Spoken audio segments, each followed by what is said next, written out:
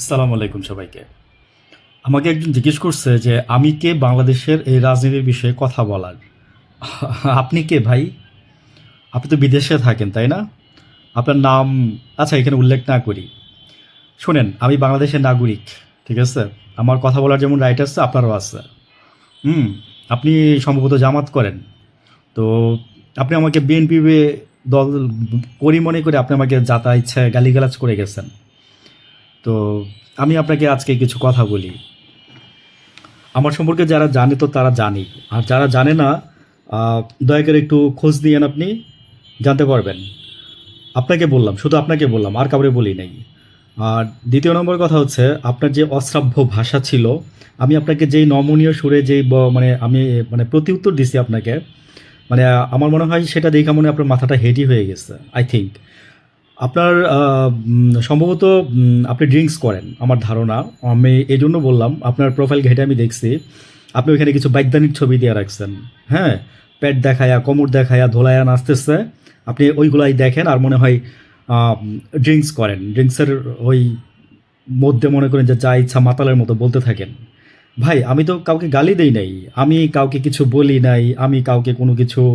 তো আপনি আমাকে যে এই সমস্ত কথাগুলো বলছেন, আমি আসলে আপনার উদ্দেশ্য করে বলতেছি, প্লাস আর অনেকের উদ্দেশ্য করেই বলতেছি যে শোনেন, আমি আপনাকে একটা বলি যে এখানে যারা কথা বলতে আসে তাদের নিশ্চয়ই কিছু না কিছু আছে। হ্যাঁ, এখানে এমনি এমনি কেউ কথা বলতে আসে না। এখানে কেউ এমনি এমনি কেউ কথা বলতে আসে না।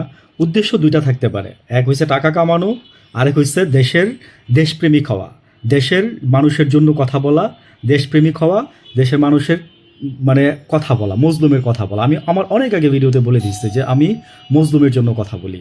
আমি ওই কী যেন বলে, অন্যায়ের বিরুদ্ধে কথা বলি।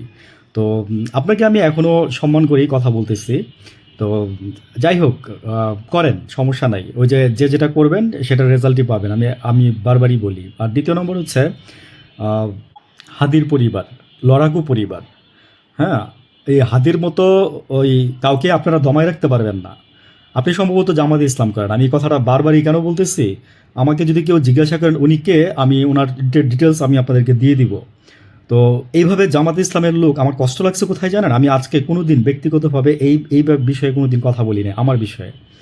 তো আমার কষ্ট লাগছে এই কারণে যে আমি যাদেরকে পছন্দ করি, হ্যাঁ, যারা আমাদেরকে ইয়ে করে, তো তাদের মানে জামাত ইসলামের মতো মানে মানে দলেও কি এরকম ব্যক্তি আছে? তাহলে আমি বলবো যে আমি ডাউট। ঠিক আছে, আমি জাস্ট মেসেজটা দিলাম যে জামাত ইসলামের দলেও কি এরকম লোক আছে? ভালো থাকবেন।